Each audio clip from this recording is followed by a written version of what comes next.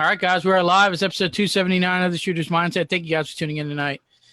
Co-host joining me, Greg Cannon's in the house. What's going on? Hey, everyone. Jennifer Seymour's in the house. What's going on, Jen? Hey, everybody.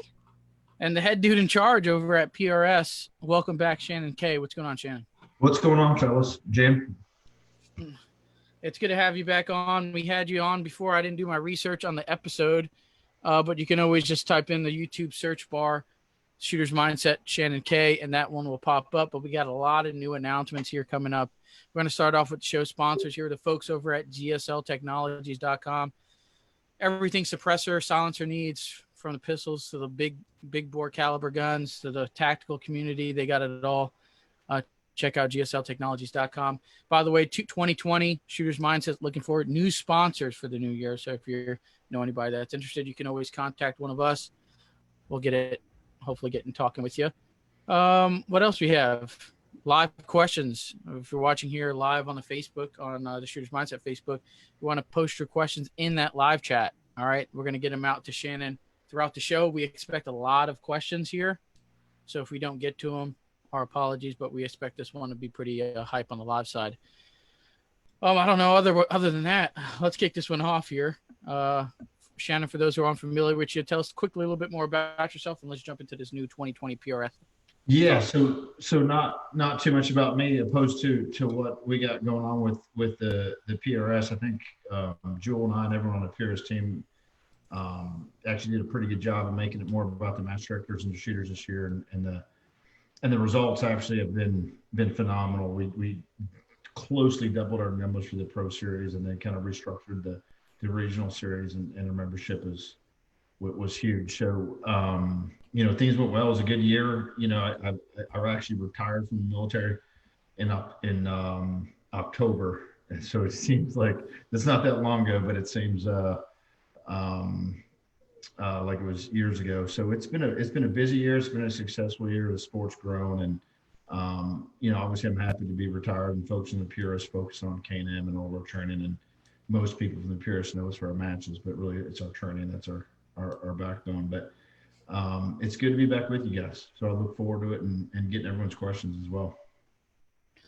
Yeah, I think when we had you on, that you were kind of just jumping into the PRS thing. Like you just kind of took it over. There was a lot of new plans.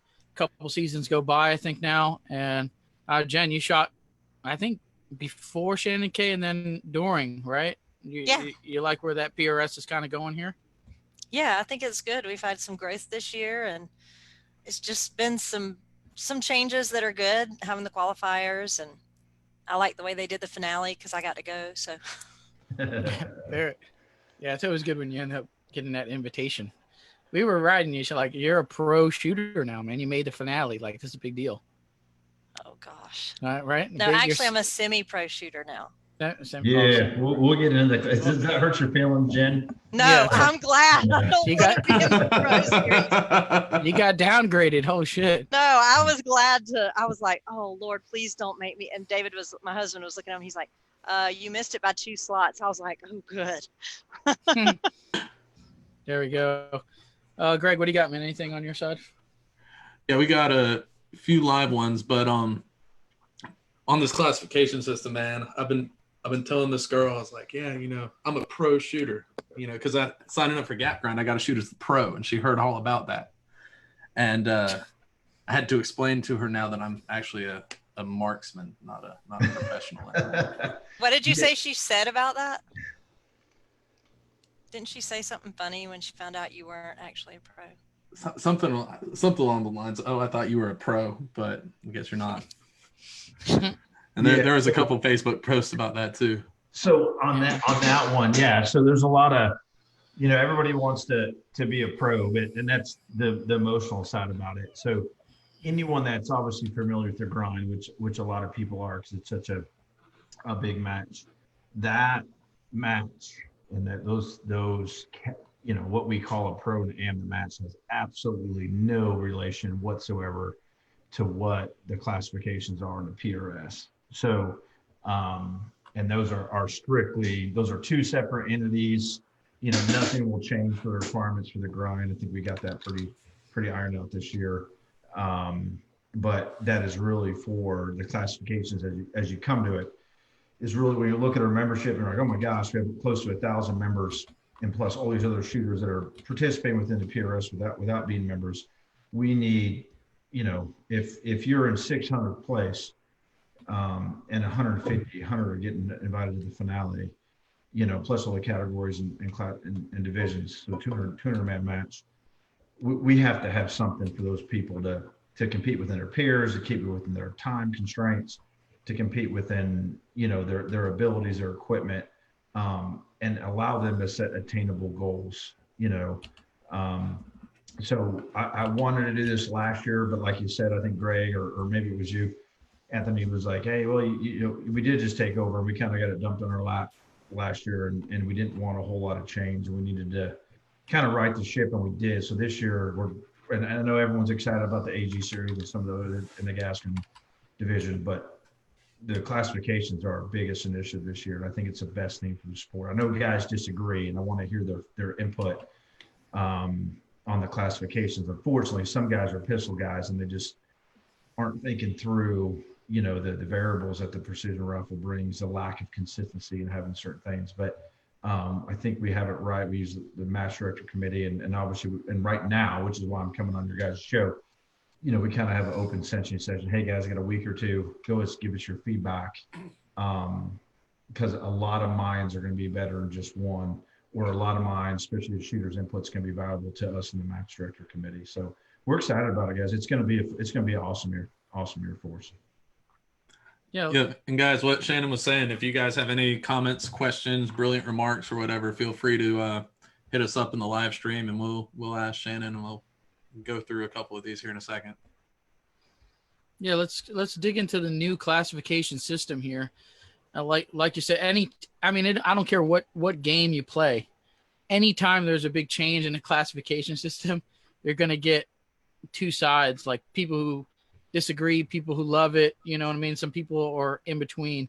I see it on the pistol side. When they change a little rule or add a little rule, it's like a big deal to a lot of folks. So let's dig in there. What is pro shooter, semi-pro, marksman? How do you qualify to get these titles? Yeah, so a lot of the pistol guys are so married because that's what they're familiar with.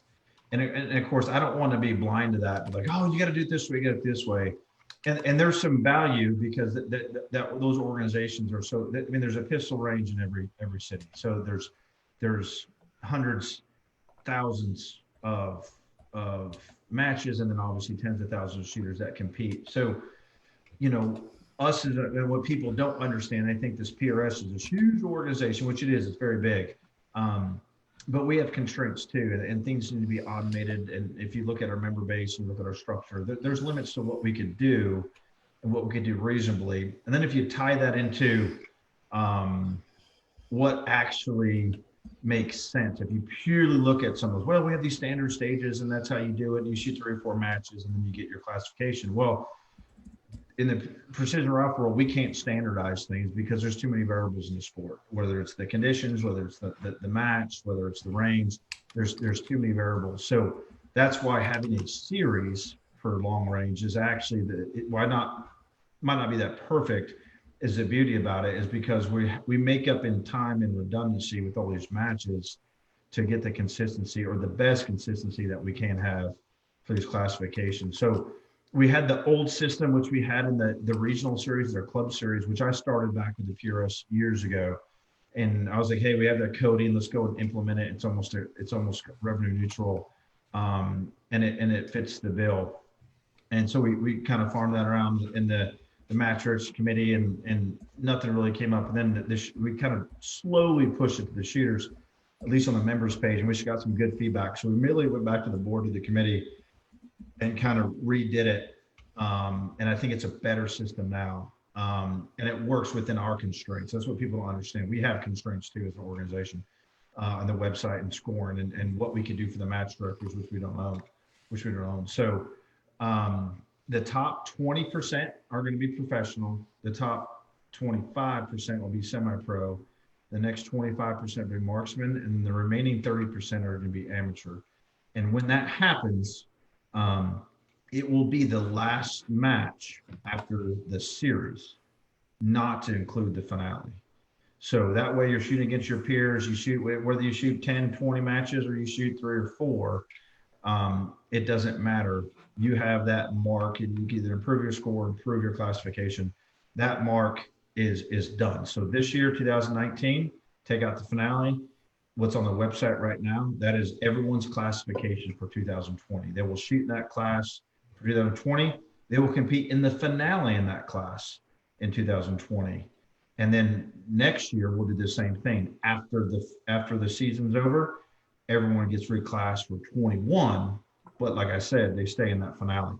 So it works pretty good. It gives the consistency that a lot of shooters want for. I talked to a couple of shooters on the phone that they sent me an email, and it works pretty well, and it enables guys to be able to compete against each other, have a goal, and keep that goal for year round. And I think it'll do phenomenal things for the sport, especially those guys not at the highest level that are qualifying for the finale, because we will invite the semi-pro guys and the marksmanship and amateur guys to the finale.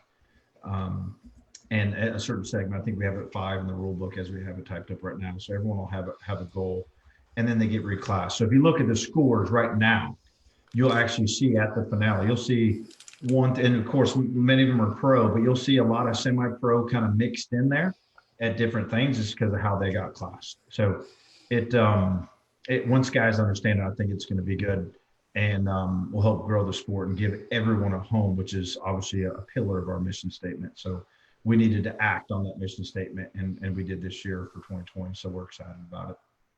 That's really cool. And as a very low level shooter, like, I know one thing a lot of people mentioned was that it was going to give people like goals to shoot for.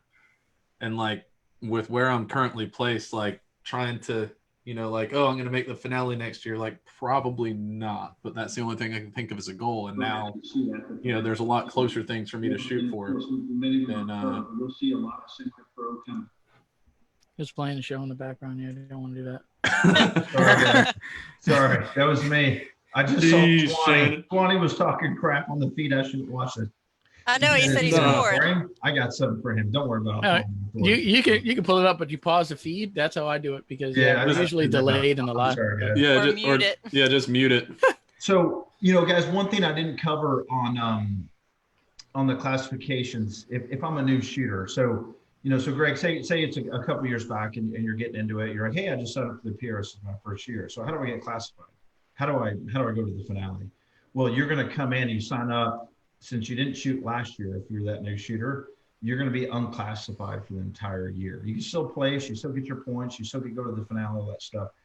Once we do that classification kind of set point, which is at the end of the year, those unclassed or new shooters will immediately that year get pegged in to where they finish at the year and get an invite if they qualified for the finale. So even if you're a new shooter at any level, you'll be able to jump right in and fit in with your within your segment of how you're competing. So Greg, you said it about goal setting. I mean, and that's the thing. It's, hey, I want to be top 100. I want to be top 50. I want to be top 10. Hey, I want to qualify for finale. Okay.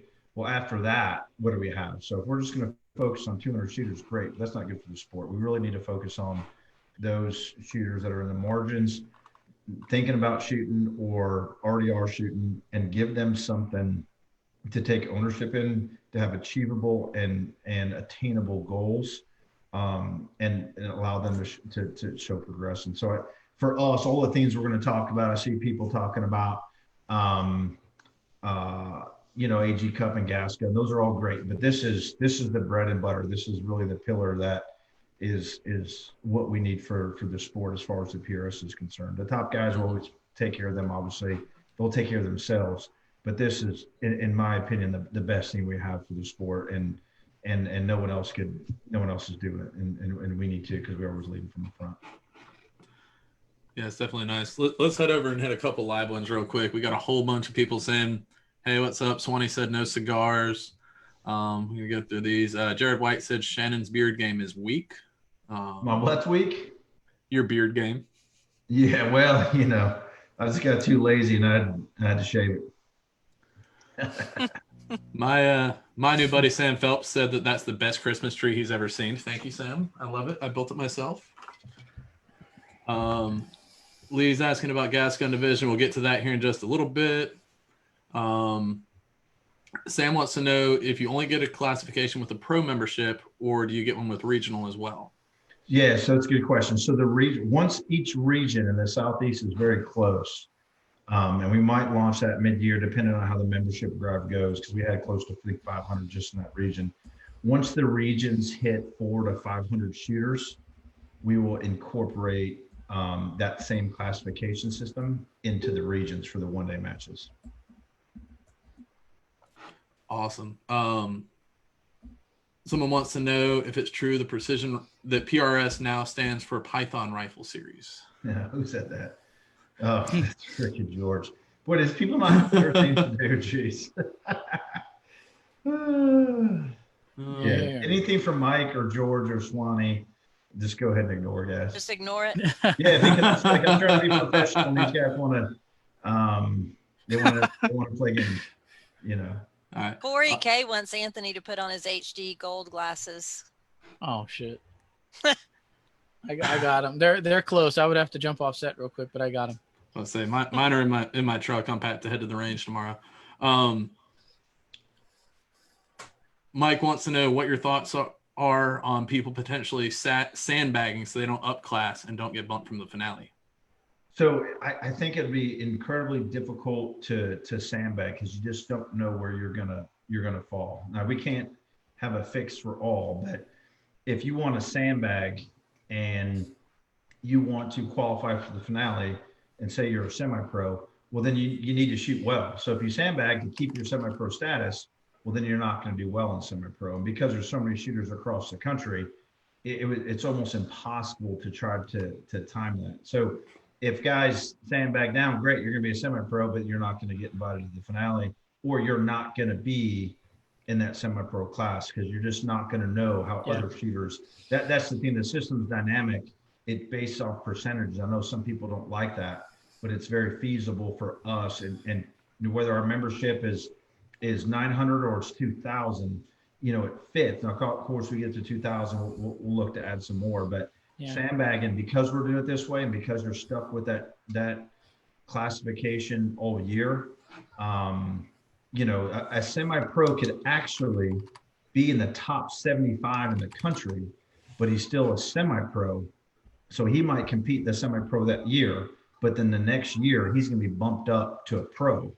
So you can't, it's almost impossible to sandbag. And then if you try to sandbag, you're just going to get bumped up or you're going to get bumped down. So it really doesn't benefit the shooters because there's no way to truly game it. Christopher wants to know, are you only inviting a certain number from each classification? Yeah, so if you guys go onto the PRS website, all the rules are there. Based off these questions and feedback we're getting from these 2-week ascension session, I expect some clarifications to it because we got some really good feedback. But all those rules are in the 2020 rule book, and they're all highlighted. The first 2 or 3 pages are all highlights to what we changed from 19 to 20. So you don't even need to look in there and read a 30-page rule book. You could just look at the first 3 pages, and those are the highlights of all the changes that were approved by the match director committee. Yeah, I really like the classification system in the sense that the way you have it set up, it's almost impossible to sandbag, like you said. And you always hear about the sandbaggers in the pistol game, and it's so easy to do it because it's the classification. It's the same kind of classification style course of fire that you're running. That if you know you're doing well, you can bosh a reload or drop a delta shot on a target, just so you can maintain that B, C class or whatever class you want to be in, so you can get all the trophies because you know you're going to smack everybody up in that division. I mean, it's super easy to do it. I mean, people do. Yeah, I know people who do it on purpose. Impossible. So Anthony, if me, you were say semi-pro or marksman guys, and that's how we finished in 2019. So we know all of 2020 that we're going to be marksmen, right? And so we'll compete all year against each other. Well, someone's going to win that classification. So if I sandbag because I want to keep marksman, well, yeah, I might stay a marksman, but I'm not going to win anything. So how are you going to sandbag? Yeah. And if me and you keep competing against each other, and at the end of the year, we improve and we improve against our peers. Well, guess what? Next season, depending on those percentages and where the season ends, we are actually going to be probably semi-pro, maybe even pro if we have a really good year. So it's almost impossible to sandbag. So I know guys are worried about that, but I think that's a less than 1% problem and almost impossible to do. So I just don't see it. Yeah, I'm digging it. You know, I mean, you're never gonna make everybody happy. You're just not, because I can see some body people. Well, so if I don't shoot a season, let's say I was pro, I take a couple years off, I'm going to lose my pro classification technically, right? Until I come back and work my way back up, or how is that? Yeah, so really, to minimize the crosstalk and the admin load, if you take a couple years off or a year off, or you come back, you're just going to shoot on class that year, at least during the season. But you're still going to go to the finale wherever you play. So if I take a year off, and I'm usually a top 10 guy in the country, like this year I was hosting the finale, so I shot a couple matches, and say I dropped down, or say I didn't shoot. Well, then I'll come back the next year, I'll be unclassed. But that doesn't mean I'm not competing. I'm still going to be tallied and scored the same. I'm still going to be ranked the same. And then after that last match, if I'm top 5 in the country, I'm going to get labeled as a pro, and I'm going to the finale as a pro that year. And I'll just keep that pro standing, or whatever my classification is, for that next year as well. Okay. So you could go class up, class down. So really being unclassified is not a derogatory thing none of it's derogatory by any means. But it just, allows a process for people to get there and to have a way in, if you will. Rusty Russell wants to know, do the classifications get recognized at matches with trophies, or is it only relevant to the series? Yeah, so here's the thing that I really need, and that's why we did that 400 to 500 shooter threshold at the regional series. So anytime we add anytime the PRS adds classifications or adds something, well, we have 40 match directors that are out there that are independent, that own their own match, that we have a cooperative relationship on. So I can't go out, and that's why they form the committee and we vote on these things. I can't go out and say, hey, you guys have to give trophies to this. I mean, I can, or I just go back and say, hey, if you don't do this, you're not going to do a PRS match. Well, we like it not to come to that. That's bad business. So for this year, as we implemented it, the match directors do not have to recognize the classifications, even though it'll be easy to do, just like top female, military, stuff like that. But what I want, because what I need the match directors to see how it's grown their sport and it helps their matches. In 2021, it will be required, but I have to do that over a process to get those guys on board, get those guys to see. It wasn't too long ago guys were doing top 3 and maybe top mil or whatever. Now we got production tactical, and some guys, don't like that, but the guys that get it, the guys that run the top matches, the guys that have the full matches, they're saying like, hey, there's different, we need this for the sport. It's not just the top 3. So, once we get past that emotion, they'll do it. And I'm actually not opposed to the match directors, recognizing just the top 3 in open, and then top semi-pro, marksman, and amateur, which is only one additional trophy plus all the categories that they're going to do. Or we're talking about it. Hey guys, if you got 10 semi-pro guys, and you got those marksmanship guys, and you want to come to your match, well, guess what? You'll see your roster because they're going to register. So what are you doing that the next guy's not going to do? Because the big matches, we're going to do it. K&M's going to do it. Hey, I'm going to spend the money on the additional trophies, and it costs a lot of money. But if I have 5 of those shooters, well then great, because I know one of those is a write-off for a trophy, but maybe I wouldn't have had those 5 guys. It's the same thing with the gas gun division, which I know we're going to talk about in a little bit. How many gas guns do I have? If I only have 2, okay, well, maybe I'm not doing a trophy, but I might recognize the shooter with something off the prize table, certificate, something. There needs to be recognition. So we need to work on that as match directors, but the shooters need to understand, when they sign up for membership and the relationship between the peers and the match directors, there's some civility there that we need to give time to implement and time to see that before it just gets so overburdened and so complicated. So we'll get there, but for the gas gun and the classifications for 2020, it is not a requirement. and we'll revisit that in 21 once we have good information on how this year went. So one more question. Andy was asking, how does he determine what class he is by place? So I believe on the website, it has listed out by your name. Yeah. Correct? So right now, everyone that's a member is already classed. So if you go to the PRS website, you will see the classification that you were shooting last year. So I know a week ago, it had the old classification system that we're working on. We changed that based on some good feedback from the shooters and stayed flexible and agile on that, and have a better system, we think, going now, working with some of the match directors. George helped me out a bunch with it from GA. So that's significant. So guys on there right now. So if you're a new shooter, you're just going to shoot on class until next October, and then you're going to get your classification for the finale. So it's already there. It's already up for everybody. Bang. Jen, you got something you want to throw? Yeah, let me get back over here to it. So the new thing that there's a lot of buzz about, the AG Cup series. So we had an AG Cup match this year that was kind of a new thing. The inaugural cup seemed like a huge hit. But tell us about how the new series is going to work in 2020, because I know it's going to be a little different. So if people really paid attention to the PRS, they saw last year, I was kind of flirting with for a month or two on the website, having some sort of type elite series. You know, the top guys, they think they're special and they walk on water and everything should be geared towards them. And I try to tell them they don't understand, you know, how it works. It's everybody. It's all shooters. And so we didn't do it. It was new. There was some transition, there was some turmoil and just silliness. And now we have a year of growth, and Jules done a phenomenal job, and the rest of the PRS team, Travis and all that. And so now it's time. We want to focus, just like we're want to focus on all the shooters.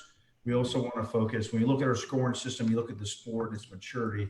Okay, how do we really capture those top guys? We did the qualifiers. And, you know, it was 12 months ago, not even 12 months ago, I came on here, we talked about that. I was like, oh, tell me about those qualifiers. Now we did them. It's much ado about nothing. And you know what? They worked exactly how they were designed to do. It really shared the, and created that competitive parity that we needed. And so we just took it a step further with something I wanted to start last year. And then having Tom from Armageddon Gear come in and do the AG Cup, it was kind of a perfect fit. Because he's like, dude, I'm getting hammered. You know, he was like, dude, I got guys that should have been invited that didn't. And I'm like, yeah, I know, man. You got guys that never won a PRS match, and I won 6. You didn't invite me. You know, I'm like, yeah, you're screwed up. You know, so you know, all these things happen. He's like, how do we fix it? I'm like, well, I had this idea, and so we kind of worked on it. And so the AG Cup is going to retain basically, you know, Tom and just his match, and the PRS AG series is going to feed that. So it's a buy-up process, and that membership, and it is absolutely, an aspirational series, and really designed for those that either want to gamble, you want to chase TV time, want to be the best of the best. It is not designed for the average shooter. Now, anyone can sign up for it, and that's fine. They want to take a run at it. That's fine. But it's really for the elite. It should be small numbers. And it doubles the match fees essentially at each one of the qualifiers. But that whatever that double is, that extra 250 essentially goes back into the pot, right back to the shooters based off that payout bracket that we have set up. So there's 8, and they're spread out across the country. They're essentially flagship matches for the PRS. We'll film them. We haven't announced it yet, but with Tactaholics is going to do film them for us and potentially feed Shooting USA. Shooting USA is going to promote it, and then obviously it's going to lead up to the big Shooting Ace production with Armageddon Gear for the Cup. So, you know, there's been a little bit of question. We need to clarify some of those rules, and really not the rules, but the standards. To shoot the AG series, you cannot get any points unless they're an AG match, and you need to shoot 3 AG Cup qualifiers. So it's not just standard matches. So it's the elite of the elite getting together 8 times a year and competing out to be absolutely the best. And the beauty about it, if it doesn't do as well as we like, or shooters don't like it or whatever, it's nested with the Pro Series. So every AG Cup qualifier is also a PRS match, and it's also a PRS Pro qualifier. So it's those shooters that want to go to a qualifier at any level, any class, they could go get their points, get their qualifier points, which everyone's familiar with, and then they could see and witness, which is only the PRS could do. You could actually compete with the best shooters and see them go head to head and really see how you stack up any given weekend on the field in a bunch of different terrains. So it's a phenomenal series. I think it's really going to be I think the Pro Series is the flagship. This is the aspirational kind of elite kind of the tippy top of only a certain segment are going to want to do it. I could be wrong. There could be a bunch of guys want to take a stab at it, and we'll see how it goes. So yeah, I'm excited about that too. So that'll be fun. It'll be neat to see how that goes. Yeah. I'm digging the direction that it's going in, because I keep comparing the pistol game to it, and I'm like, and like the pro shooters, they have this, aura around them, and it's well deserved, and everybody respects their opinion and what they have to say, and that's great. But even in the USPSA thing, it's the body of the membership is made up of C-class shooters. So if you cater to these top guys, you're eliminating almost the majority of your body of membership. So you got to tweak things and make things fair for all, essentially. So yeah, well, we got to you're right, Anthony, we got to give everybody a home regardless of who they are. And really the precision rifle kind of community has kind of been ignoring that. I've been kind of the squeaky wheel on it, like, hey guys, I don't think you understand, how the pyramid works. You want to be top of the pyramid. Well, there needs to be a base underneath you. And if you think the organization, as far as the PRS and the sponsors, just want me to focus on the top 100, that's important. We want to recognize competitive achievement. That's part of our mission statement, but it's also growth of the sport. So we got to keep everything in balance. And I think, and I'm glad we finally are. And, it goes into some of the production type improvements we have as well. We're looking at all the aspects that help. So good. There we go. Greg, you want to pull a couple live ones that are kind of on topic? I know there's quite a few piling up here. Yeah, I don't think we have many on the AG Cup, but I do have a couple of really good questions that I've been looking through that are kind of unrelated, but related to the topic of the show. Ethan Poe has a question about points deductions in the new PRS rules. Yeah. And he asked if that means no more true KYL stages where you reset to 0 if you miss. Yeah, that is correct. So, oh my God, thank you. I mean, but that's funny. So, yeah, so I've been a proponent of that like for years. And I think a lot of shooters that compete at a high level, when they look at a match and they go, hey, I beat X competitor for 19 out of 20 stages, but I made one mistake on stage 20, which happened to be a KYL. That KYL cost me 4, 5, 10, 9 points, whatever it may be, but I outcompeted him for 19 other stages. That is a competitive disparity that does not reward the most consistent shooters. And I know there's different arguments on it, so I didn't really want to touch it. In fact, this year when I presented to the match directors, I didn't bring this one up. They did. I brought it to a vote, and I don't think there was but 1 or 2 match directors that wanted to keep it. So what that'll do. So basically what we did this year, as guys are reading those rules, a match director cannot deduct a point for any reason whatsoever. So you shoot, you hit your target, that point goes in your pocket. And I think that's a good thing, because as it gets more competitive, as people invest so much in their traveling and this and that, they don't want that. And the match directors know that they could still test, because any competition is really testing our training.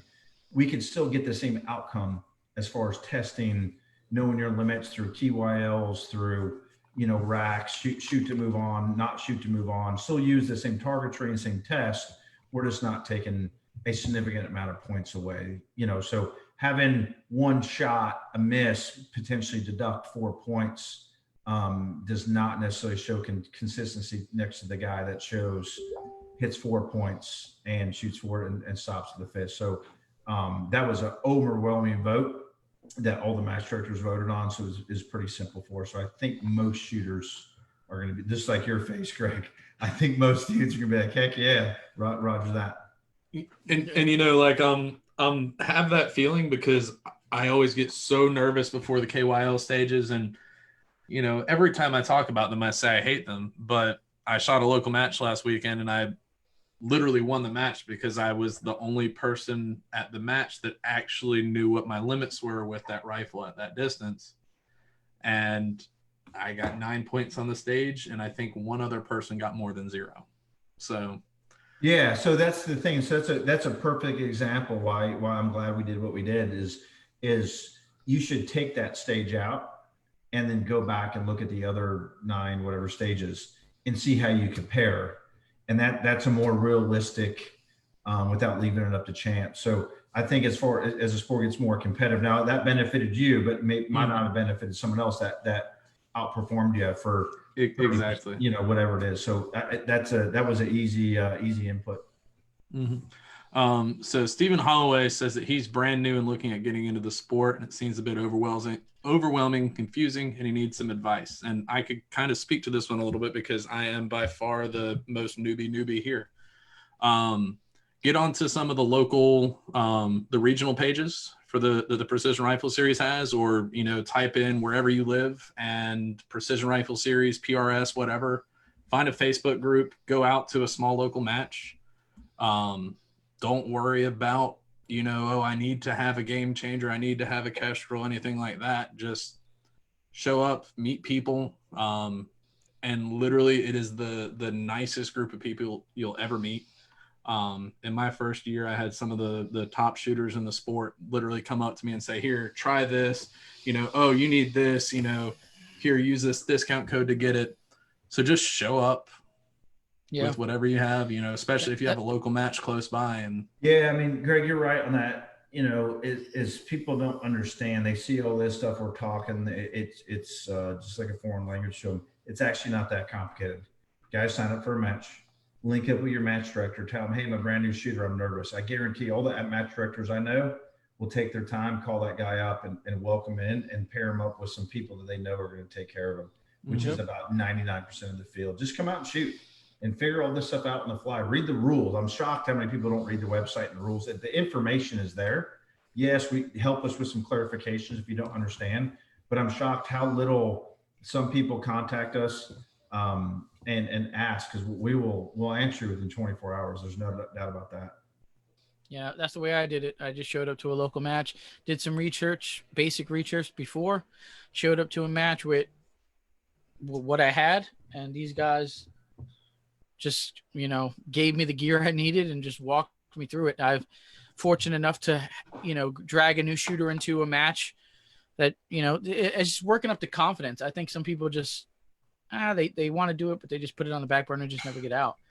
You just got to get out. And once you get out, you're almost going to be like, man, I want to shoot. And then that person that I brought wants to shoot every local match that she can get her hands on now. It's like, that's perfect. That's exactly what you want for the bug to bite you. You know what I mean? And then eventually, you know, you find what works for you and then you play the game, and that's it. Simple. I know it's easier said than done, but it's show up to a local match, man, with what you got, or just watch. If anything, if you don't have anything, you just watch or borrow gear. I'll be happy to lend. I have plenty of shit, plenty of good quality gear that you guys can be. I won't even shoot it. You can just use my gear if you want. I've been there, done that. So Jen, welcome back. Yeah, sorry, my computer like completely froze. It's like, okay, well, maybe I'll turn it off and come back. You want to get one more in, or do you want to jump over to gas gun? Let's see. We got a lot of good ones. Here's Ali Zane wants to know what happens if you finished high in the regional series but only shot one match in the pro series and are classed as an amateur. Assuming talking about finale and getting in there.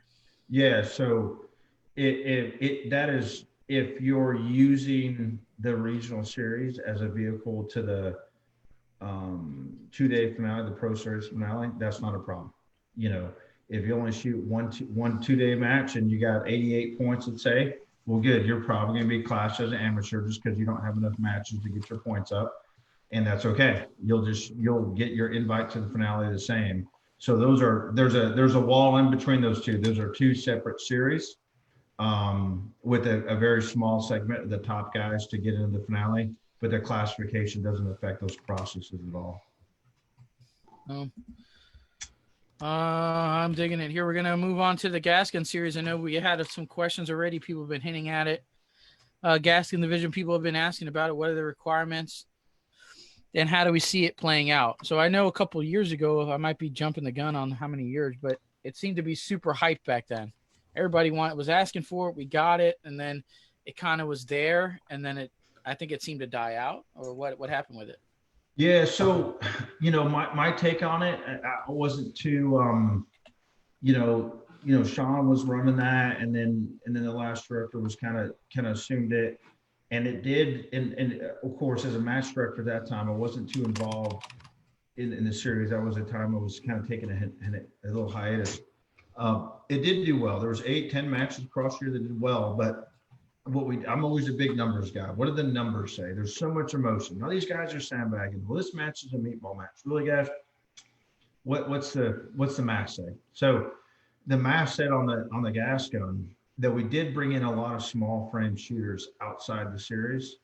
A lot of the large frame shooters we actually ate our own, if that made sense. A lot of the bolt gun guys jumped over and did both throughout the year. And then it petered out, the year before I took over, and matches were canceled. And I was a little hesitant too, based off the numbers. I ran a match, and the concept was phenomenal. The series was from a little bit of pistol, a little bit, gas gun, the scoring. I thought all that was on the mark. Guys had great feedback. We did one match, on a Friday, Saturday, and then did our 2-gun bolt match right afterwards. So guys could shoot both if they wanted to. And it went well, but it did fade off a little bit. So, really there's really no one to blame other than, than the shooters. And we know we want that. There's a big segment. There's a bunch of sponsors. There's a bunch of shooters. We've seen what Noveski's done with their little series, and some of the challenges they had and some of the successes they had. But we keep getting requests from it. It's kind of like, hey guys, no, we can't, if we're going to do something, we're going to do it well. And so the decision was made is like, guys, I'm not even going to entertain a separate series that's been tried. The market's not ready for it. People will talk about it, and there's Facebook, and then there's actually doing. So, but we did want to give those guys that are super dedicated gas gun guys, an opportunity to come on out, grow the sport, run their gas guns, support the industry guys that want to be a part of it. So we just basically essentially made it a division. While not perfect, it's a good starting point that we can slowly grow it with the as the shooter participation rises. So essentially there are no rules. If you want to shoot in the gas gun divisions, go up, sign up for a membership, and go shoot a PRS match.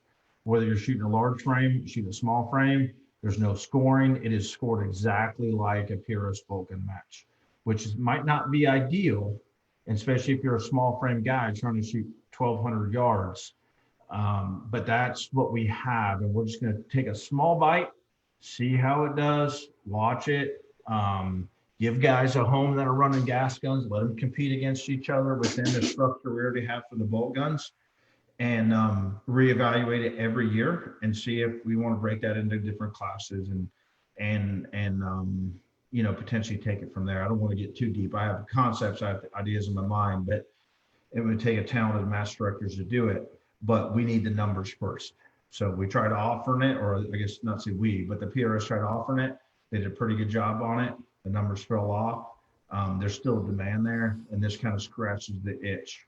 And so we're excited to see another division with the gas gun guys. And I take it, I think most guys will be large frame type guys that come on out and want to compete.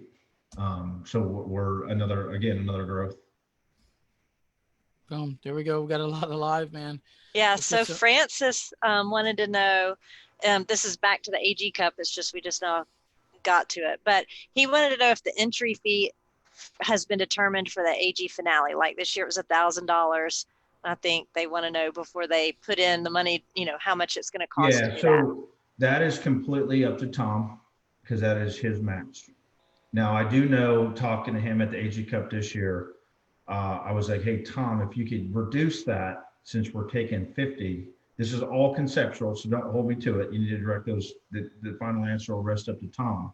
But he's going to take the top 50 shooters. That should help him in reducing the cost of the AG Cup and make it more attainable from people and still get them the dollars in, the funds in to have those big payouts for everybody. I do think he's potentially considering tiering the payouts as well, get more people a pot there. So I think he's going to make it a little bit more, attainable. But again, that is up to him. But I know we talked about a concept where 50 people get invited the first day or so. Basically think of golf. There will be a cut, and then shooters will continue to get cut for the TV show going in through probably a 3-day match at the end of the day. But that hasn't been determined at this point. There we go. They also want to know if you're going to put on any clinics. PRS clinics. And also Gascon matches. clinics also. Gascon clinics, and George also wants to know if you're going to do any clinics at matches this year. I would put on a clinic. I just got to get my GT to shoot to my standards. I see him talking trash right here, so that's fine. He can suck that down for a little bit. Look, they've asked questions, and now he's tagging me in on trying to get me to ask them. On this thing. So anyway, so I will put on some clinics this year, no doubt. But yes, we are actually considering. I've talked to a few people of taking a small bite this year and doing some PRS type. I haven't figured out a name for it. Conventions in association with a couple of big matches that basically invite vendors out, have free training clinics on or some sort of clinics. We haven't figured out the structure, but I'm expanding K&M right now to kind of handle some of that load and combine it with matches. So guys can come shoot on Friday. Vendors could be there selling their stuff. We invite the open public. They could shoot on Friday. They could come on Saturday, kind of witness what a PRS match looks like and bring more people in the fold. And that would be a PRS headed type thing. So I think we'll do a couple on the east side, probably close to home where Jewel and I can control it this year, and then open it up to match directors in 2021 once we proof the concept this year. So that's kind of letting the cat out of the bag a little early, but that's something Joel and I are going to work on in January. So that sounds awesome. Yeah. So kind of along those lines, I have a question, which might be a loaded question, but I'm going to ask it anyway.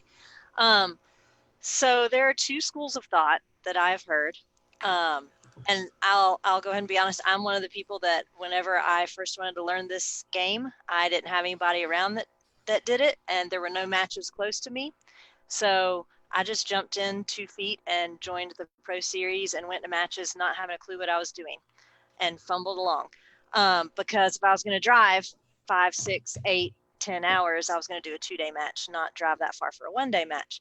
But I've heard two schools of thought about the pro matches, and that some people feel they should only be for pros that are really good, that are established in the sport. And some people feel that it's okay for those like me who jumped in and didn't know what I was doing and kind of limped along for a little while because that's where I went. What is your take on new shooters? I mean, if you're going to have clinics, I think that's great to have those for new shooters and bringing them in. And I want to grow the sport. And I feel like, I don't know, that's my opinion, but I just was wondering your opinion on that. Yeah. So I think that's starting to die, which is a good thing, but it was very relevant last year when Jewel and I kind of assumed the PRS, and I actually was taken aback. I'm like, oh my gosh, guys, look at the numbers. Like the shooters want to attend the 1-day matches, and there's some that just go to 1 days, that's fine. And there's some that just attend the 2 days, and there's a lot that do both. So whatever the market decides, the PRS is not going to get in the way. So that's why we're doing the classification systems, because the market is saying, hey, we have between 900 and 1,000 PRS members. just for the pro series, guess what? That's shooters want to shoot this at all skill sets. So to do that is, I think to think that way, I think is a little elitist. I understand from certain perspectives why they think that. They might want that, but that's also why we have the AG series now. Cool. So we have a little bit, we're covering all the bases, all the way from the top, all the way to the newest shooters. But having that, like, absolutely not. The market is there, and guys want to shoot 2-day matches. They want to make a weekend of it. They want the prize tables. They want the bigger, better events. Okay, cool. The PRS is going to give it to them. That being said, we have 40 matches or so. Well, guess what? There's 400 one-day matches. So, and it's growing. I mean, we just had 3 clubs pop up on the radar yesterday, and then I got an email I got to answer about, Alaska. So, there's a ton of stuff going on, and those opportunities, and shooters have all those options, and they should feel very welcome to absolutely shoot wherever they want, at whatever level. A lot of guys like coming out and shooting against the best guys. Like, who's the best in 19? Okay, it was Clay. All right, if Clay's the best guy, I want to go shoot with him. Last year it was Brousseau. 5 years ago it was somebody else. It was Wade. So, that's always going to ebb and flow depending on who puts some more time in. There's 20 guys that could be at the top, and there's always a flavor of the month, and not taking anything away from those guys. Like, that's fine. But guys want to shoot with those guys, and we're the only sport that really allows them to do that. So that's why the AG Cup is nested, AG Series is nested. So, that is a misnomer, and I wish people would stop thinking in those contexts. Guys, come out and shoot whatever series you want. You want to shoot both, do it, and have a good time. Well, I'll say I appreciate that I could jump in and shoot them, because it's a long way to go for one day match. We need some close to me. South Carolina. Somebody start one in South Carolina. So speaking of that, we had somebody ask a while ago. And guys, if we missed your question, we're sorry. There's a lot of you with a lot of questions. Just have them post it again. Yeah. If you do have a legit question and we missed it, feel free to ask again. We had somebody ask if they have a match and they want to become a PRS match director, I guess make their match a regional match. What do they have to do? All they got to do is send me an email. It's that simple. We'll welcome onto the team. We will have them do an application online, which is like 3 minutes, and I will put them in contact with the regional director, and we'll get them in the fold. Awesome. And it's just Shannon at precisionrifleseries.com. Yep. Any email that you send to Precision Rifle, like, I will see. Cool. The American Rifle Series wants to know if the AG Cup will have an amateur classification. Yeah, for Ryan Hay.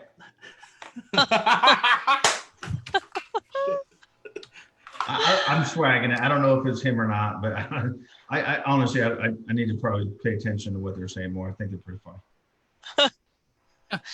They are pretty funny. Yeah. No, I'm digging it. I mean, I don't see, I don't play the PRS game, but to me, I don't see anything that I don't like about where this is going. Yeah. I'm just trying to pick it apart and all right, what if this, what if that, what if that? I mean, you can always do that, but I mean, I'm digging where it's going. Mm-hmm. I mean, and I always, it depends. Like I said, you're never going to please everybody, but I always dug the one day matches. I always liked to be in and out. Work was always an issue. I didn't care for spending hotel money. I just wanted to shoot it and jet. I didn't care for the 2-day matches. I mean, I would shoot 2-day matches if I was shooting nationals or something else. I kind of expected it. Just came with the territory. But 1-day matches and something where I can drive to, pop in, pop out, and shit. Most of the time I didn't even attend the award ceremony, because I would just either, if I felt my performance was good, I'll have someone tag hey, walk it for me or whatever, pick up a plaque for me, whatever it is, or have the match director mail it to me. I was in and out always, man. I just had to be the work almost the next day. So I'm like, let's pop in, pop out. I love those 1-day matches. So, and if I wanted to compete, you can always compare and compete against those guys. There's always a way to do that based on the sport that you play. But so far I'm digging it. Any more live, Greg? Unless we can move on. Yep, I got another one. We got a lot of new people to the PRS watching, which is really cool. And I hope all of you that are watching come and join us at a match sometime next season. But Clint wants to know, equipment plays a part in determining your division. What tips do you have for a new shooter to determine which division or categories when first joining? Well, equipment doesn't necessarily play too much in your division other than the open product. Well, I guess it does. So I'm trying to figure out his context. So it depends what he wants to shoot. If he wants to get a factory gun starting off, he could shoot production, and we need to talk about that. We increased the production rule, and I saw a couple of questions about that to incorporate more of the, inflation alone. Since that rule is set, it's probably close to $200, so we needed to adjust that.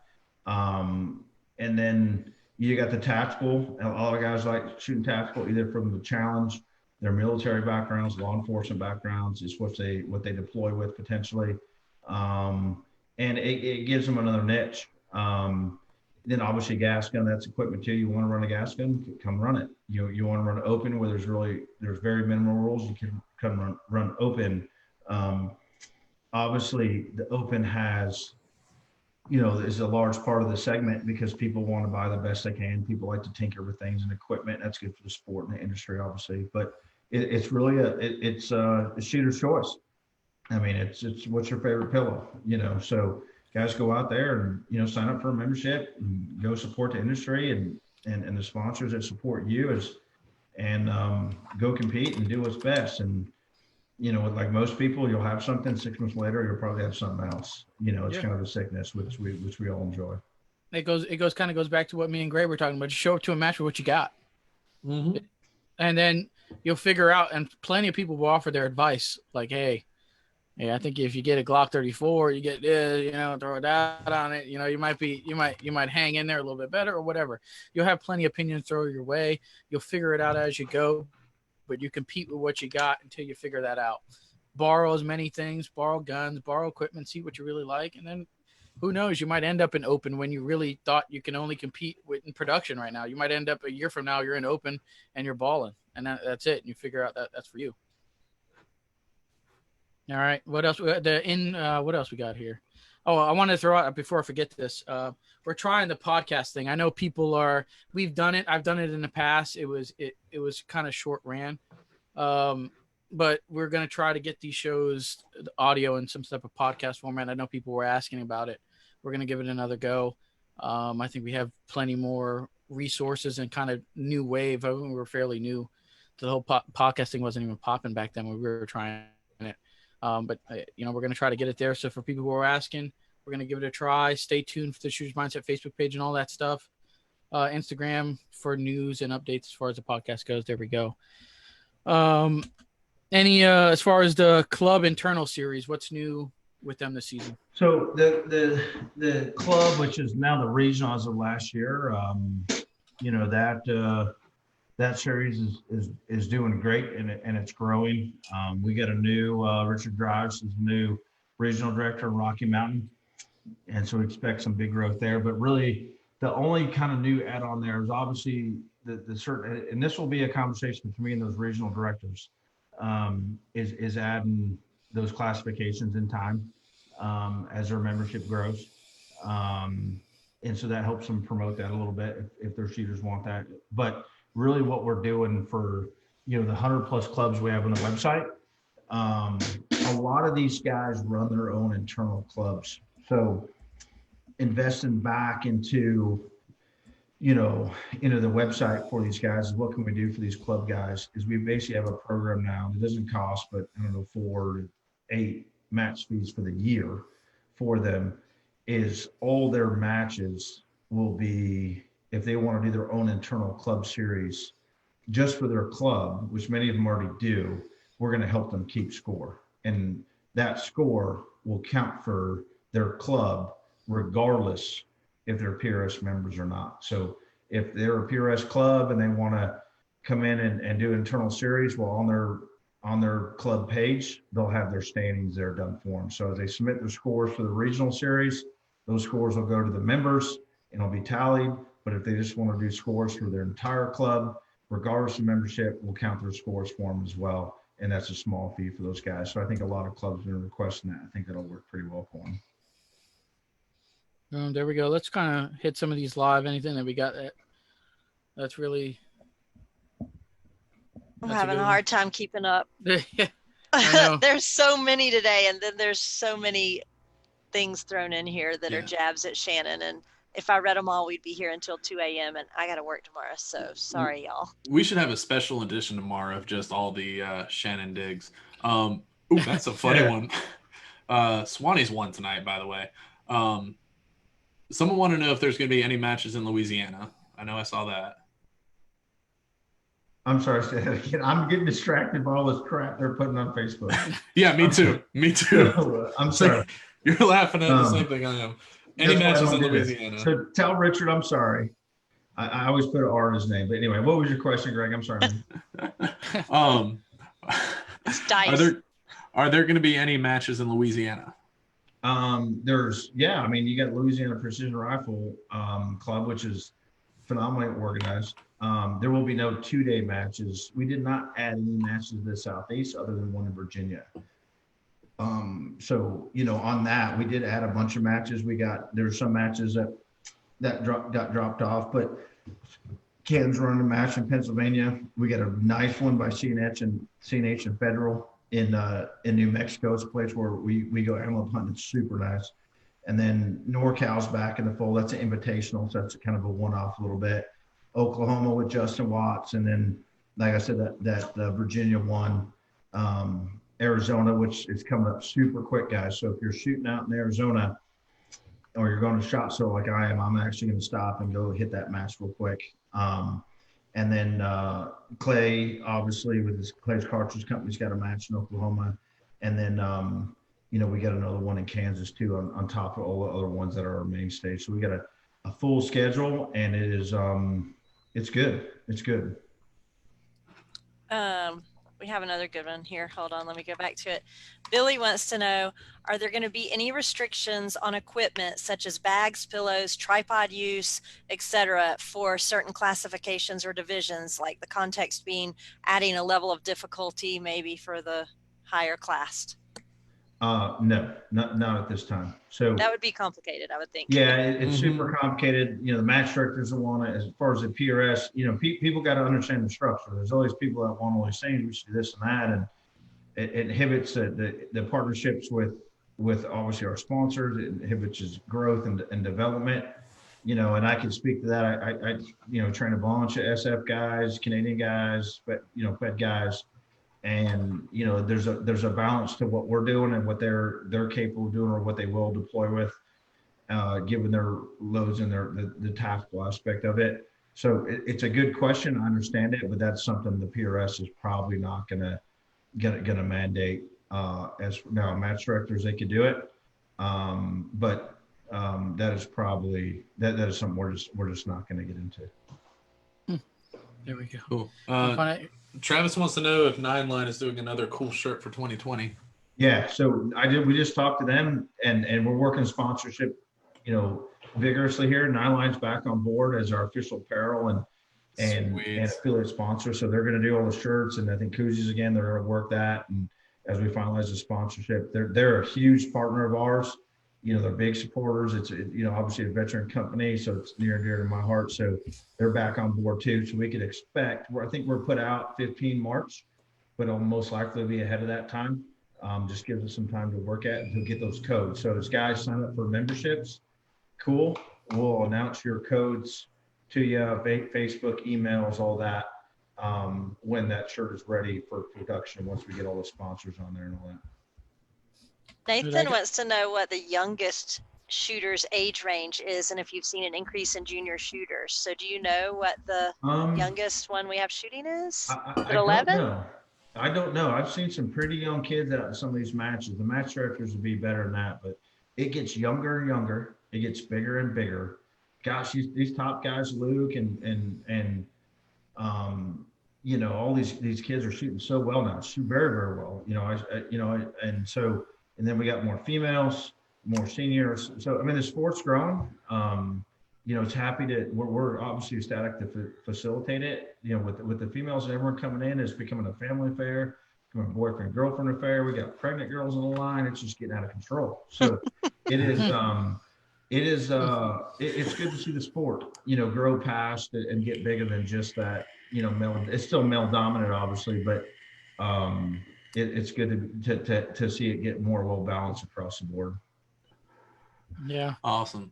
So what's new for memberships in 2020? I know sales went live today. Everyone was posting about this membership and that membership. And also heard about some new rewards possibly. Yeah, so we haven't the rewards we expect to be the same with some add-ons. So, and I think a lot of guys, we had some guys just beat membership to get the rewards, and we had a lot of members use that. It's a phenomenal way for the industry to be recognized, give discounts to the shooters that are using their gear at a high level. And if you think about it, if you're into saving a buck, and you shoot components, you build guns, you're going to find something available to you on the rewards that are going to be able to offset your membership costs completely. So it's really, and you get obviously the t-shirt, koozie, and all that stuff. So, and your scores tracked, and then you're actually supporting the community that actually organizes all this. So it's really a no-brainer, but all those memberships went live, they'll be on. And on that membership note, 30 days from today, if you shot a match, which there's many 2020 matches that have already happened, i.e. the finale was in October, November, and there's still one-day matches. You have 30 days from today to sign up to get all those scores to count. Once January 2nd hits, then we'll go to the standard 7-day grace period to sign up to get any scores to count. So if guys shop and they want their scores to count, they need to do that quickly so we can manage that.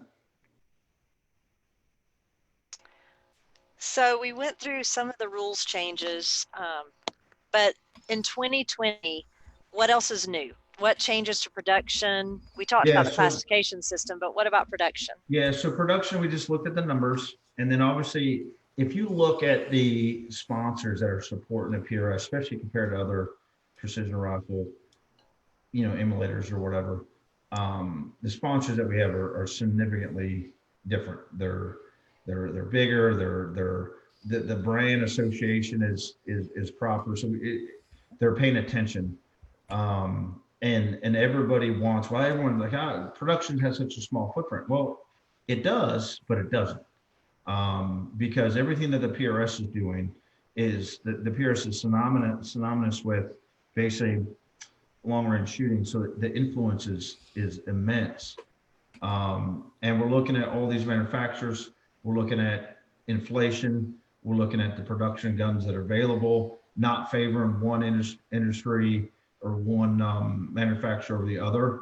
And we want to get a more in line. And there's a bunch of guys in there at the mid-level that want to make off-the-shelf rifles. And they might be custom builders, or they might be, as big as Daniel Defense. They might be, which is our official rifle sponsor for this year, and I think for next year as well. So we want to make sure we incorporate them. We want to keep up with inflation and give shooters more options opposed to just what's the cheapest. It was never intended to be a new shooter category. It's never intended to be, break your teeth on it. A lot of people do that, and that's okay. But it just like pistol. I mean, Anthony, isn't that the biggest class in pistol, the production class? Yeah, production. Go get a gun, pull it off the line, and come compete. So we want to make sure we're incorporating all those guys that are paying attention to the PRS, paying attention to the long range community.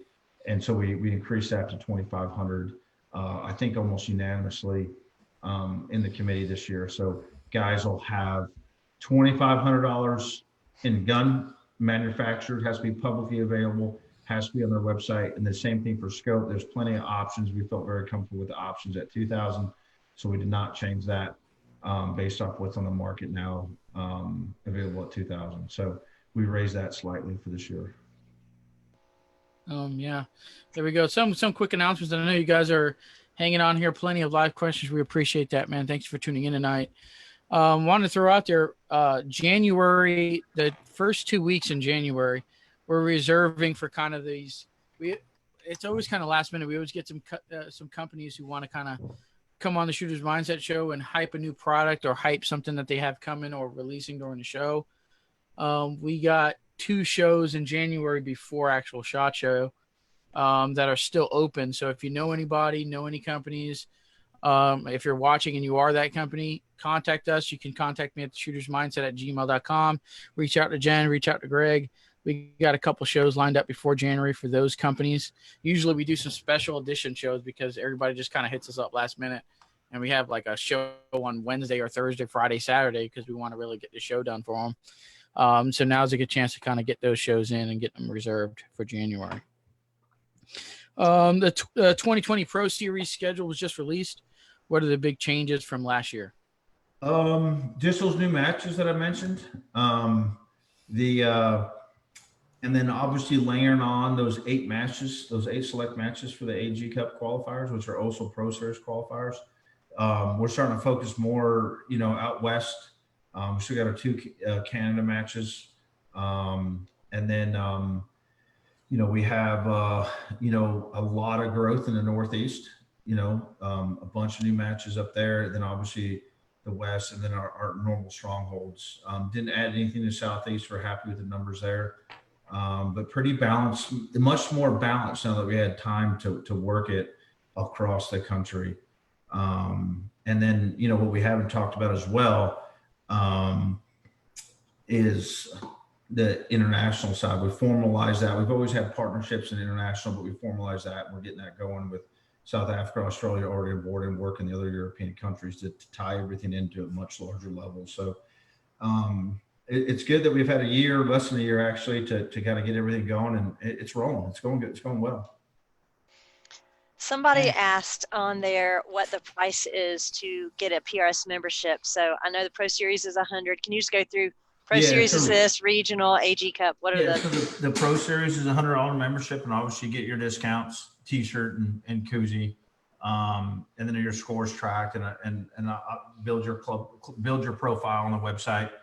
And then the regional is 140. If you want a combo, that's 125. So there's no change there. If you're going to shoot the AG Cup, it's another additional 150.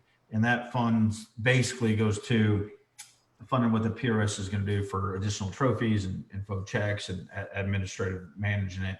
And then obviously some video that we're going to put to it. The match directors are going to cost share in that a little bit. And then the AG Pro and regional is 275. So, most people still do the standard kind of combo at 125. That's probably the base.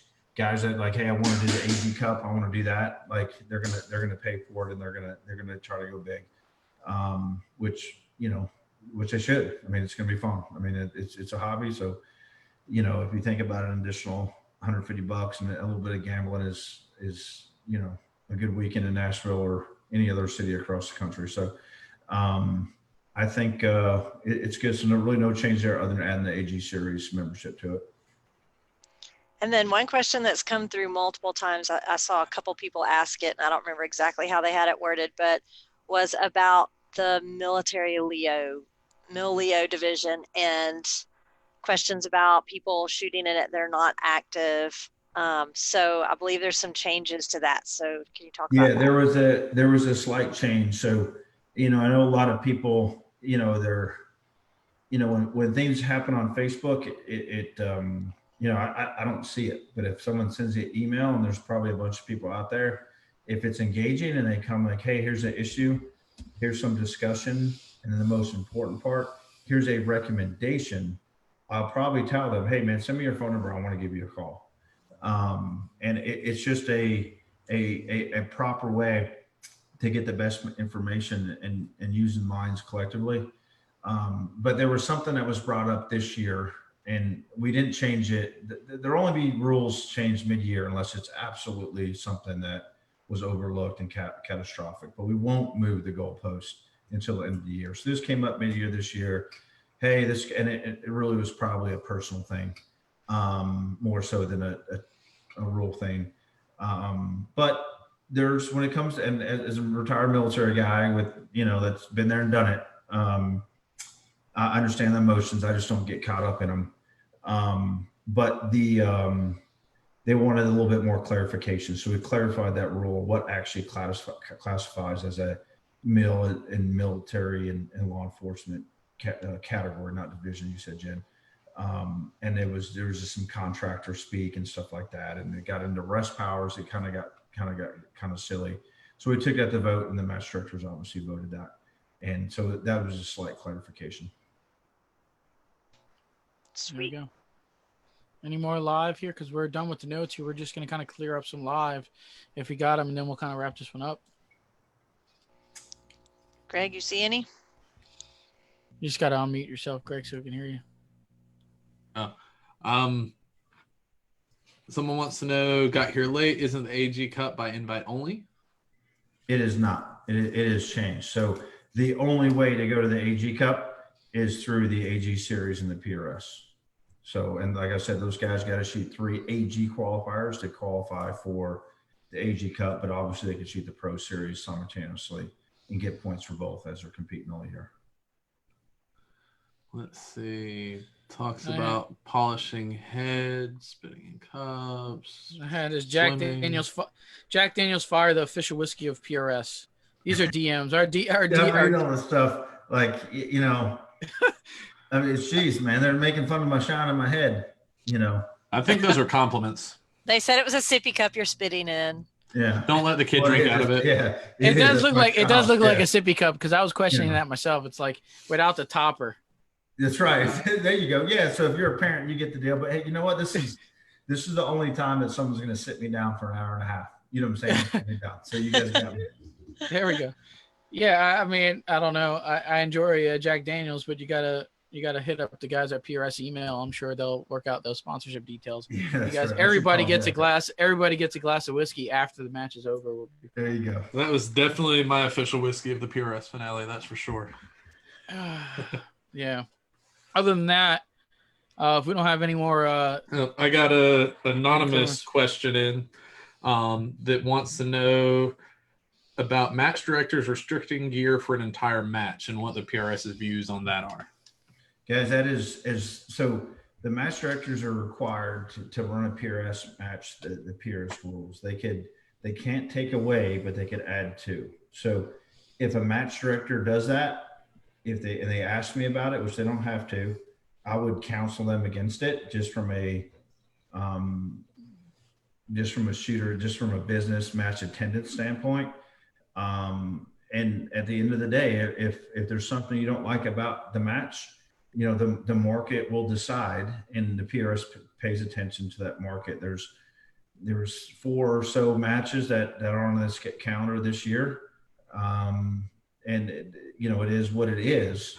And some of that's the market forces for whatever reason. I'm not going to get into it, but you know, if you don't like that, tell the match director, hey, I'm not going to go to your match because of it.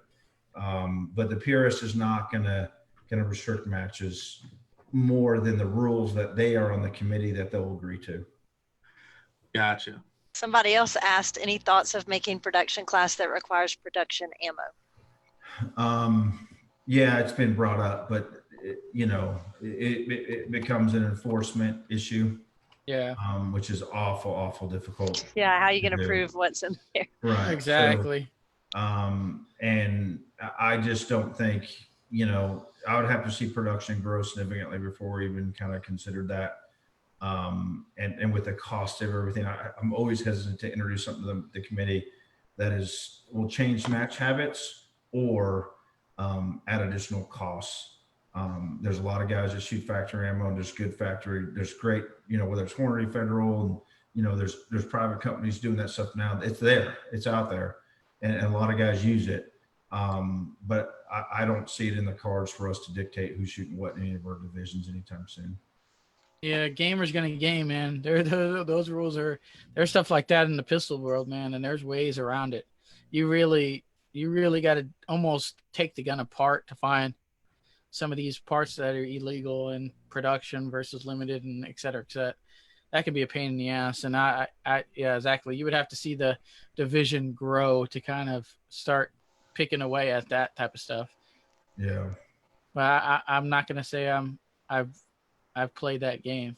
I've gotten away with it, and I don't know. But yeah, it's fun. It's fun. It's all part of the game. Gamer's gonna game, right? You got to win. Gamer. Or try to win. What else we got? Anything else, man? A lot of DMs. I know a lot of stuff coming in. But we're at the hour and a half mark. I think we're going to wrap this up. We kind of skipped the discount corner stuff.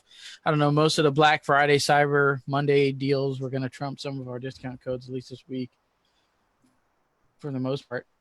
Anything else you guys want to hit on before we go? Good. Let's see. Pete said that he's going to shoot the 1 days at K&M or anywhere, but might not shoot a 2 day match. What type of membership should I get? You should get the regional. Just get a regional membership. Get the $40 membership. If you're just going to shoot the 1 days.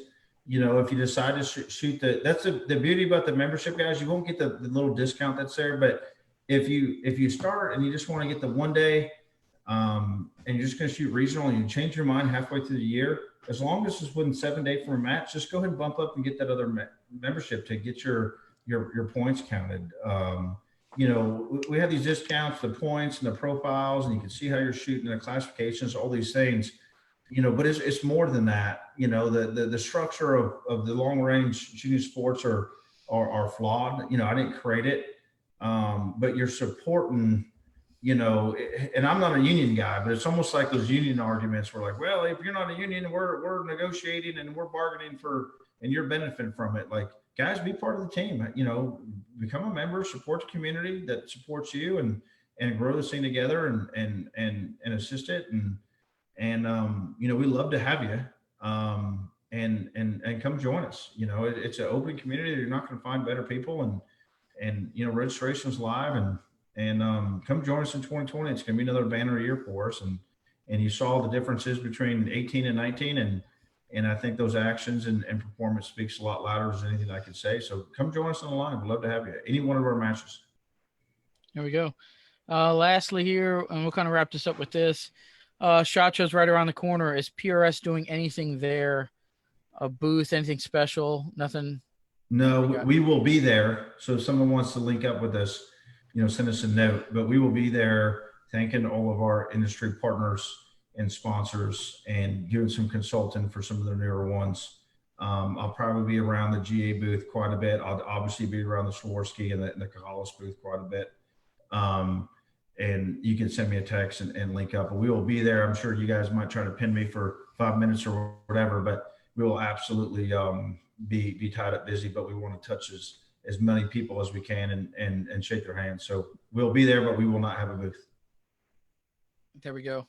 Good on live, Jen, Greg? I think so. If we don't stop it, we're going to be here forever. Yeah, exactly. Sorry, y'all. There we Leave them up, and maybe Julie and Shannon will answer some. No, I can't even keep up. And there's 314 comments. I think 90% of them are talking trash about me and my sippy cup. So we're good. You should have been trying to filter through them. Shannon, me and Greg are like going through like, oh my God, what do we Ryan Hayes talking about grass and all that stuff. So anyway.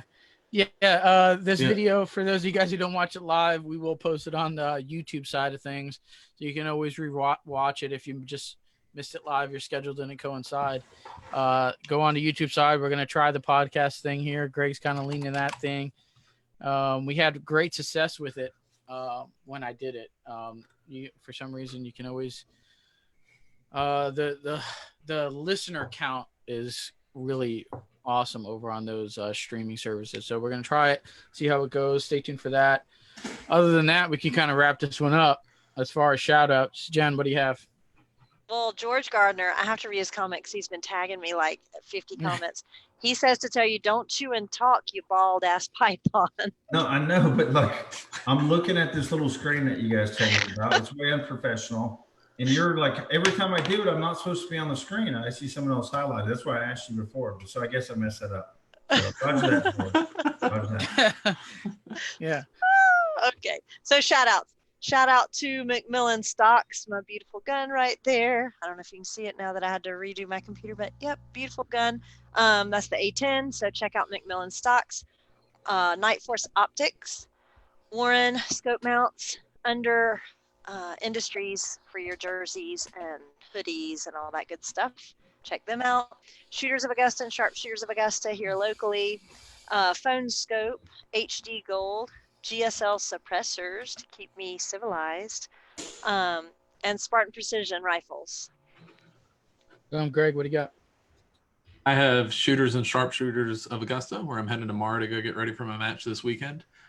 Overwatch Defense for an awesome Cerakote job. PDC Custom for a real sweet rifle chassis available in the beautiful lime green back here.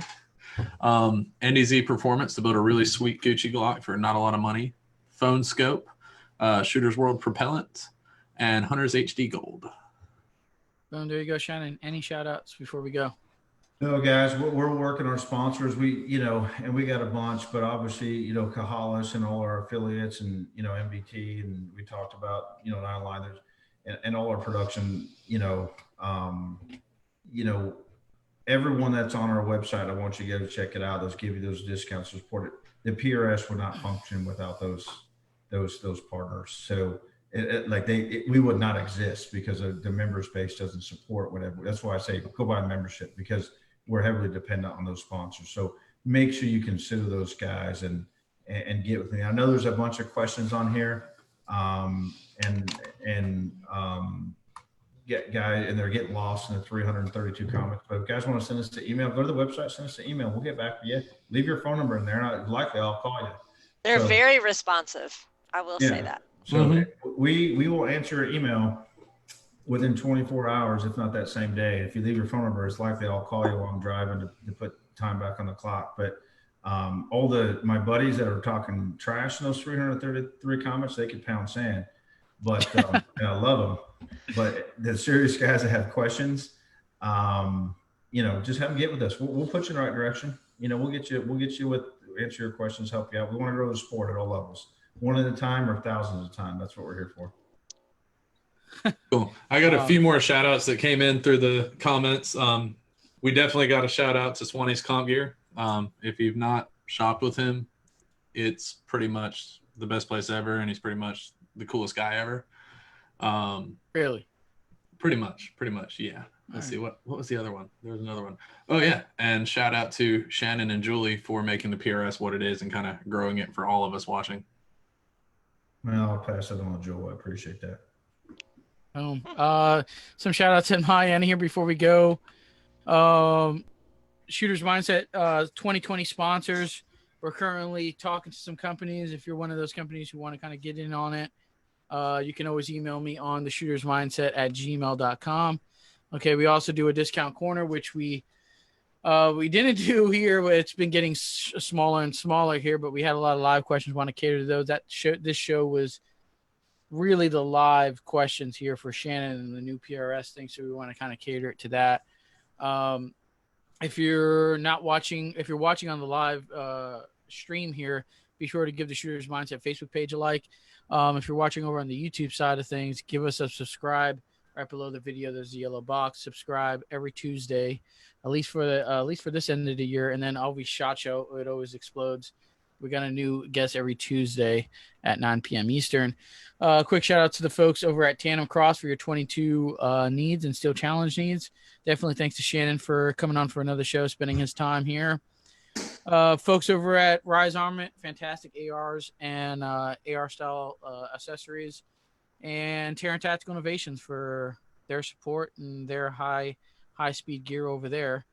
And that'll do it for episode 279 of the Shooter's Mindset. Thank you guys for tuning in tonight. And we're out of here. And Ryan Hay says, "Bye, Magneto Speed."